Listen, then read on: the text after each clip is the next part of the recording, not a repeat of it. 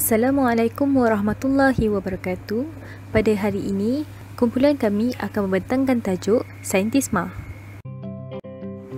Antara pembentang yang akan membentangkan tajuk Saintisma pada kali ini ialah yang pertama, Nur Anis Husna binti Saifuzaman, Nur Akilah binti Zulkifli, Anis Syakira binti Azmi dan Nur Syazlin binti Syafi'i. Assalamualaikum warahmatullahi ta'ala wabarakatuh. Saya Nur Anis Husna akan menerangkan berkenaan pengenalan saintism. Saintism telah muncul pada abad ke-19, iaitu pada abad pencerahan semasa zaman perkembangan sains moden yang pesat. Abad pencerahan adalah titik tolak di mana nisbah manusia dianggap dapat mengatasi semua masalah, iaitu dengan penentuan nisbah yang dicerminkan dalam perkembangan sains moden yang pesat. Hasil-hasil penemuan ilmiah di bidang astronomi dan mekanik ditransformasikan menjadi sistem pemikiran yang mampu merubah pandangan hidup, gambaran dunia dan cita-cita masyarakat, termasuk gambaran manusia tentang dirinya dan tempatnya di dunia. Contohnya penemuan Galileo di bidang astronomi menggunakan jasa geometri dan matematik. Kemunculan penemuan bidang ini kemudian disebut sebagai sains atau saintism yang berkembang menjadi sistem kepercayaan. Pada masa yang sama, sains dan teknologi yang diajukan oleh tamadun barat memberi kesan sampingan kepada agama. Ia berjaya mengalihkan kepercayaan orang ramai terhadap agama dan menumbuhkan pandangan dunia baru yang serba ilmiah dan rasional. Perkara ini dikuatkan lagi dengan penemuan ilmiah Newton di bidang fizik, iaitu mengenai gerakan dan graviti yang merupakan sumber putaran segala sesuatu di alam semesta ini. Antara visi saintism adalah untuk menggantikan agama manusia yang dianggap penuh dengan kepercayaan tidak rasional. Seterusnya saya akan menerangkan berkenaan definisi saintism. Sains adalah satu-satunya sumber pengetahuan yang benar dan dapat menghasilkan pengetahuan mengenai manusia dan masyarakat.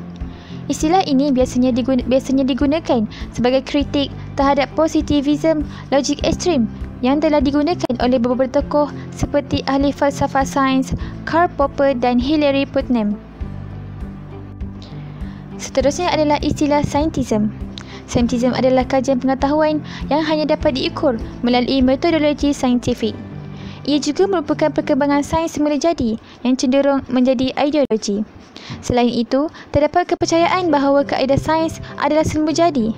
Perkara ini menjadikannya satu-satunya perkara yang sesuai dalam falsafah atau penyelidikan lain. Akhir sekali, saintism merupakan penghormatan yang berlebihan terhadap tuntutan yang dibuat sains. Ini bermakna penerimaan tidak kritis terhadap hasil penyelidikan juga dianggap saintifik. Bismillahirrahmanirrahim. Assalamualaikum warahmatullahi wabarakatuh. Nama saya Anis Syakira binti Azmi.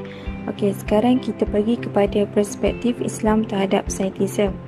Mengikut pandangan Nas, ilmu sekarang ini lebih bersifat sekular, iaitu terpisah dari landasan dan semangat keagamaan. Antara sifat-sifat ilmu yang sekular ini adalah penemuannya terhadap kuantiti, empirisme, logik dan matlamatnya yang bersifat utilitarian. Menurut Nas, kita harus kembali ke perspektif agama terhadap ilmu demi keselamatan dan juga kesejahteraan umat manusia. Terdapat pelbagai ciri-ciri saintism. Yang pertama, tidak mempunyai nilai simbolik dan makna metafizikal kerana asas sains moden berdasarkan falsafah moden yang memberi penekanan terhadap permusuhan antara ilmu dan juga Tuhan.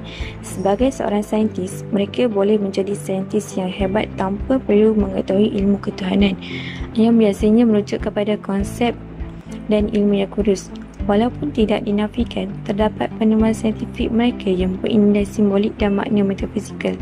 Namun bagi pandangan saintis moden, mereka lebih rela mengabaikan unsur-unsur sebegitu di dalam penyelidikan sains dan menafikan makna simbolik yang terdapat di dalam penemuan sains itu sendiri kerana nilai simbolik dan metafizikal adalah bertentangan dengan asas sains moden yang dianuti oleh mereka.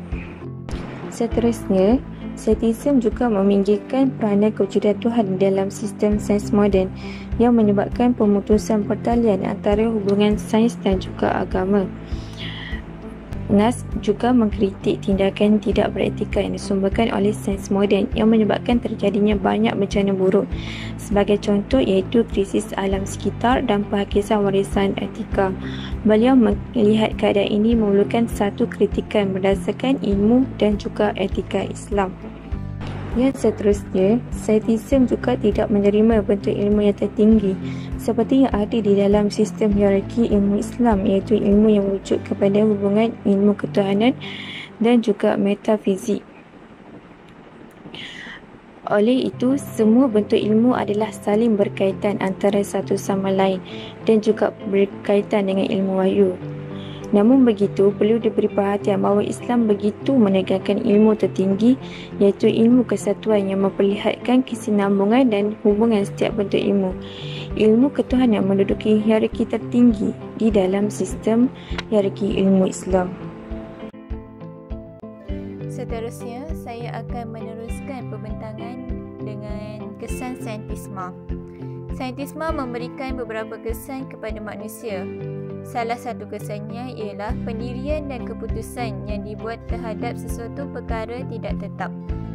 Ini disebabkan sains bersifat teorikal dan sesuatu yang bersifat teorikal adalah tidak mutlak, yang ini tidak tetap. Boleh jadi, dapatan kajian yang dilakukan tidak sama dengan dapatan kajian yang pernah dilakukan sebelum ini. Ini menunjukkan seseorang yang berpegang kepada saintisme tidak tetap dengan keputusan yang dibuatnya kerana teorinya yang sentiasa berubah-ubah. Yang kedua ialah pengabaian nilai-nilai sosial dalam masyarakat.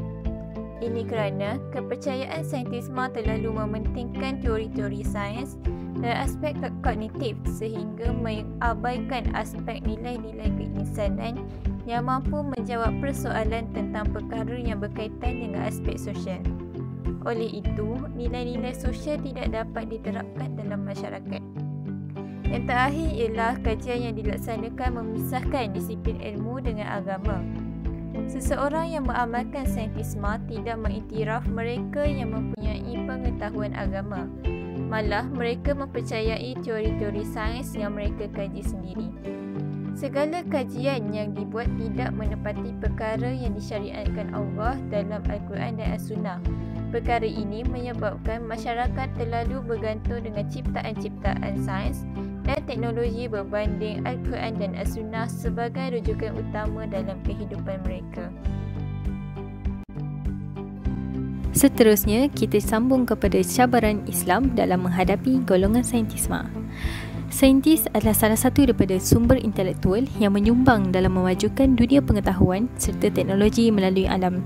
Sebagai seorang yang mengerti akan majunya dunia sains dan teknologi, saintis memiliki peranan penting untuk meningkatkan kecerdasan bangsa. Memiliki potensi besar dalam pengembangan ilmu pengetahuan, saintis berupaya memperbaiki kualiti penelitian dalam pelbagai bidang. Melalui hasil penelitian yang mereka garap, ianya boleh dimanfaatkan untuk kesejahteraan masyarakat. Oleh itu, cabaran yang pertama, ilmuwan-ilmuwan dunia yang sangat terkenal tidak mempunyai agama dan keyakinan kepada Tuhan. Namun, mereka ini berasal daripada umat yang bukan Islam. Mereka seperti memiliki kekuasaan tertinggi terhadap akal dan fikiran mereka. Padahal, jika mereka tahu siapa yang memiliki akal yang mereka mempergunakan, pasti mereka akan selalu tunduk dan menjalankan syariat serta kebenaran yang ada. Hal ini akan mempengaruhi pandangan umum bahawasanya seorang saintis mempunyai darjat yang tinggi dalam keilmuannya. Mereka akan lebih cenderung untuk menjauhkan diri kepada Tuhan. Padahal, itu sama sekali tidak benar. Seterusnya, ramai ahli ilmuwan yang mendewakan akal fikiran mereka sendiri dan tidak mahu kembali kepada ajaran ilmu pengetahuan yang seharusnya membuat mereka percaya kepada Tuhan. Mereka telah berpaling dengan memperdengarkan hawa nafsu dan keyakinan mereka sendiri terhadap sebuah ilmu pengetahuan. Padahal Allah telah menyuruh kita untuk tunduk dan patuh kepadanya kerana tiada satu pemberian yang tak terkecuali akal yang telah diberikan kepada kita untuk membolehkan kita berfikir dan memahami. Sungguh sedih sekiranya ilmu itu semakin menyelewengkan mereka Hakikatnya, saintis seharusnya perlu berwaspada dengan fenomena terjadinya penuhanan terhadap akal mereka sendiri, sedangkan akal tersebut tidak akan memberi faedah kepada kita kecuali yang telah Allah tetapkan kepada kita. Saintis bekerja dengan logik, jalan berfikir dan kecerdasan yang cemerlang yang telah Allah berikan kepada mereka untuk selalu mendekatkan kepada Allah. Sekiranya saintis ini benar-benar cerdas, maka mereka akan berfikir bahawa kecerdasan yang mereka miliki akan menghantarkan mereka kepada keredaan Allah, sehingga mereka hidup dengan penuh rasa ketundukan kepadanya. Sekian sahaja pembentangan daripada kami. Terima kasih.